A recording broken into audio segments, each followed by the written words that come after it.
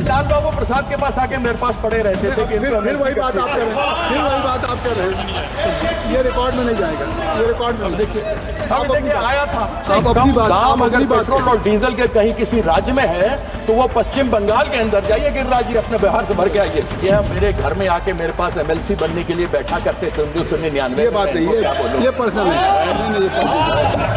कपड़ा पहनने का लोर नहीं था, कपड़ा हमने सिलवाया। ये गलत बात है, ये आप बिल्कुल सब रिकॉर्ड में जाएगा। इनको बात करने के तरीका नहीं, इनको बात करने की तमीज नहीं। मानी कीर्ति आजाद, यह भारतीय जनता पार्टी के संस्कार है। आप कृपया, ये भारतीय जनता पार्टी के संस्कार है जिनको बात करने का तमीज नहीं। आप ये GST काउंसिल में तो इनको मेजोरिटी बनानी, किसी और को थोड़ा बनानी है। तो आपने जो कहा मैंने सही कहा ना अध्यक्ष महोदय, सभापति महोदय, है ना? कंसेंसस आपने जो कहा वही फैक्ट मैंने कही आपके सामने।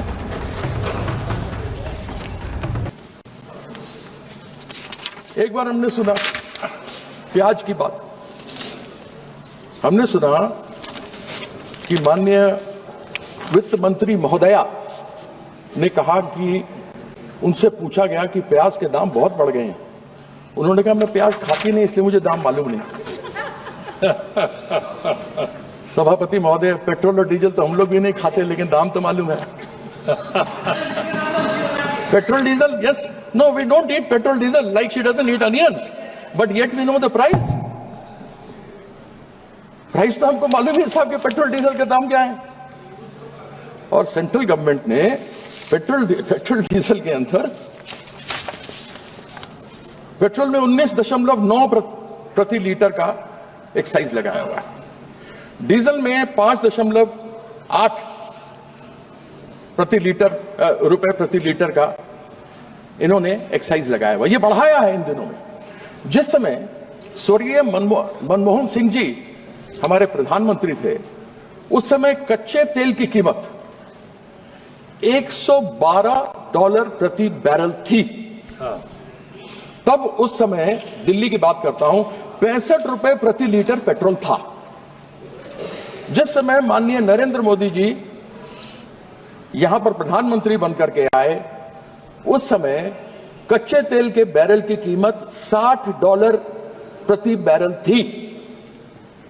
और उस समय तब बात चलती थी और हम भी खड़े होकर के चिल्लाते थे, बहुत ही महंगाई की मार, पेट्रोल डीजल की मार, अब की बार टन टन टन सरकार।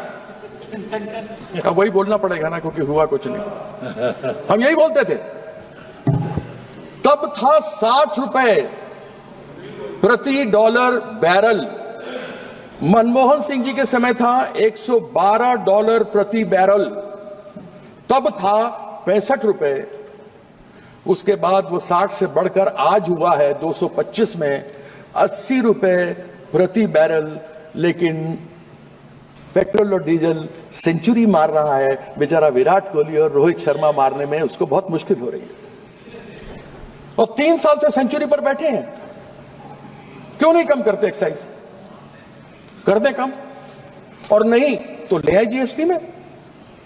और फिर इन्हीं की है मेजॉरिटी।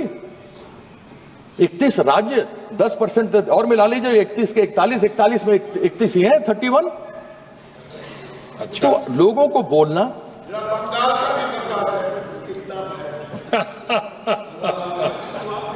अध्यक्ष इनका जवाब दे दूं, आप कहें तो दे दीजिए। सबसे कम दाम अगर पेट्रोल और डीजल के कहीं किसी राज्य में है तो वो पश्चिम बंगाल के अंदर जाइए, गिरिराज जी अपने बिहार से भर के आइए।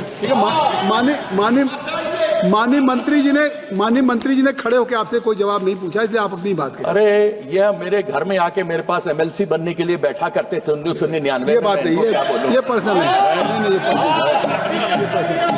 ये आप व्यक्तिगत आक्षेप नहीं करेंगे इस तरीके से। ये कार्रवाई नहीं करेंगे। ये मुझे बताएंगे। ये इनको बात करने के तरीका नहीं, इनको बात करने की तमीज नहीं। मानी कीर्ति आजाद, यह भारतीय जनता पार्टी के संस्कार है। आप कृपया, ये भारतीय जनता पार्टी के संस्कार है बैठ जाइए, जिनको बात करने का तमीज नहीं। आप अपने से बड़ों से कैसी बात की जाती है इनको ये नहीं मालूम। आप अपने सदन में किस तरीके से बात की जाती है इनको ये नहीं मालूम। ये तुम करके बात कर रहे हैं, मैं इनसे आप करके बात कर रहा हूँ। लेकिन आजाद जी नहीं कर सकते। आप बैठ जाइए। इनका भगवान कुछ नहीं कर कर सकता। माननीय मंत्री बैठ जाइए। इनका कुछ नहीं कर सकती। माननीय मंत्री ठीक है, ये देखिए आप भी करके बोलते हैं। ये तमीज है। माननीय कीर्ति आजाद जी, मैं आपसे बात कर रहा हूं। बहुत वरिष्ठ हैं। ये और आप भी वरिष्ठ आपसे हैं। बात, ये लाल बाबू प्रसाद के पास आके मेरे पास पड़े रहते थे कि फिर वही बात आप कर रहे हैं, फिर वही बात आप कर रहे हैं। ये रिकॉर्ड में नहीं जाएगा, ये रिकॉर्ड में नहीं। देखिए, आप अब देखिए अपनी आया था। आप बैठ जाए। माननीय मंत्री जी आप बैठ जाए। माननीय मंत्री कपड़ा पहनने का लोर नहीं था, कपड़ा हमने सिलवाया। ये गलत बात है, ये आप बिल्कुल सब रिकॉर्ड में जाएगा। इस तरह के आक्षेप आपसे अपेक्षा नहीं है। माननीय कीर्ति आजाद जी, इस तरह का आक्षेप बोलेगा तो मैं इनके सब आप चीज किसी बोल दूंगा सर। किसी माननीय सदस्य के बोलने के ऊपर तमीज नहीं देखिए। आप सर ये तमीज देखिए। आप बजट पे बोलिए, इसका तमीज देखिए। नहीं, लेकिन माननीय कीर्ति आजाद जी आप बजट पे बोले। आप इस तरीके की बात किसी के ऊपर व्यक्तिगत आवाज आप सुन रहे हैं? आप सुन रहे हैं क्या बोल रहे हैं? आप उनका रिकॉर्ड में नहीं जा रहा है, उनका रिकॉर्ड में नहीं जा रहा है। आप क्यों संज्ञान ले रहे हैं? रिकॉर्ड में नहीं जा रहा, आप संज्ञान मत लीजिए। लेकिन आपको क्यों करते हैं? नहीं, आप बैठे रहिए। आप चुप रहे। आप कीर्ति आजाद जी को मैंने सभापति जी 1.7 करोड़ रुपया जो पश्चिम बंगाल का बकाया है, वह 1922 से पश्चिम बंगाल को नहीं दिया गया, जिसमें एक जीएसटी है। 2022 से नहीं दिया गया, 2022 से क्षमा कीजिएगा, 2022 से नहीं दिया गया। रिपीट कर दो फिर से। कितना पैसा? 1,70,000 करोड़ रुपया जो पश्चिम बंगाल का हिस्सा है, 2022 से पश्चिम बंगाल को नहीं दिया गया। उसमें हिस्सा जीएसटी का भी है। जीएसटी फेडरल इकोनॉमी है, तो फेडरल जीएसटी तो आना चाहिए। आपने आवास का पैसा नहीं दिया, वो पश्चिम बंगाल की नेत्री ममता बंदोपाध्याय ने लोगों का आवास को दिया। इन्होंने स्कूलों के लिए नहीं दिया, सर्व शिक्षा अभियान के लिए नहीं दिया, वह भी पश्चिम बंगाल की नेत्री ममता बंदोपाध्याय ने अपने बजट से दिया। घर नहीं मिले, उसका भी बजट पश्चिम बंगाल की नेत्री ने दिया। इन्होंने आपत्तियां उठाई, आपत्तियों का जवाब दिया गया, यूटिलाइजेशन सर्टिफिकेट दिया गया, सब कुछ हो गया। जीएसटी काउंसिल में बैठक हुई, हेल्थ यानी स्वास्थ्य को लेकर सब बातें हुई। उसमें हमारे स्वास्थ्य साथी जो ममता बंदोपाध्याय की सरकार वहां चलाती है, उसको सबसे बढ़िया कहा गया।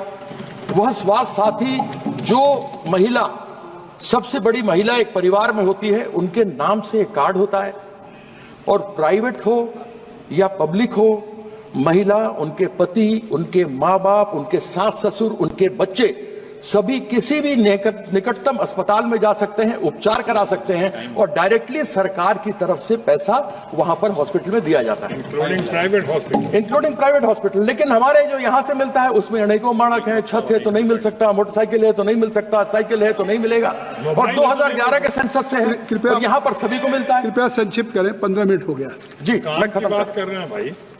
अब ये कहते हैं कि साहब इन्होंने मानक तय किया। अब ये मैं जानना चाहता हूं कि संविधान के किस प्रावधान में या किस धारा में ये लिखा हुआ है कि किसी एक रंग का पर आप स्कूल को अगर आप रंगेंगे या अस्पताल को रंगेंगे तभी आपको पैसा मिलेगा? क्या हिंदू धर्म में एक ही रंग है, या हिंदू धर्म में अनेकों रंग हैं? हमारे सनातन में अनेकों रंग हैं। यह चाहते हैं कि केवल भगवा में रंग दें, लेकिन भगवा के अनेकों भी रंग हैं। जो महादेव के सिर में चंद्रमा इठलाता है वो सफेद है, सोमवार सफेद है, सफेद रंग है चंद्रमा का। मंगल हनुमान जी का है तो लाल है, बुद्ध प्रकृति है तो हरा है, बृहस्पति देवताओं के गुरु थे इसलिए पीला है, शुक्राचार्य राक्षसों के गुरु थे इसलिए राख है, शनि महाराज हम सब जानते हैं कि वह काले या नीले हैं, और हमारे जो सूर्यदेव हैं वह इंद्रधनुष हैं, सतरंगे हैं। उत्तर में शिव हैं तो सफेद है, दक्षिण में अयप्पन है तो काले हैं, पूर्व में मां काली है तो लाल सिंदूर और लाल टीका है, पश्चिम में गणेश है तो पीला है। फिर केवल भगवा कैसे मेरा हिंदू धर्म का रंग है, मुझे समझ नहीं आता। क्या चंद्रमा को भगवा करेंगे? ठीक है। क्या हनुमान जी को भगवा करेंगे? क्या मेरी बहन, बेटी, मां के सिंदूर, लाल सिंदूर को और लाल टीके को भगवा करेंगे? मेरे पश्चिम बंगाल का रंग सफेद और नीला है। नीला शनि महाराज का रंग है। नीले को ये भगवा करना चाहते हैं। 2021 में तो 2021 में तो जब इन्होंने नीला करने के लिए आया था, जब ये अपना ध्वज गाड़ने आए थे, तो 2021 में तो शनि महाराज का ढैया लग गया। इस बार जो आएंगे ना 2026 में, इस बार 7.5 लगने वाला है। इस चीज का आपके एक सदस्य को और बोलना है। मैं आपके एक सदस्य को और बोलना बात करता हूँ।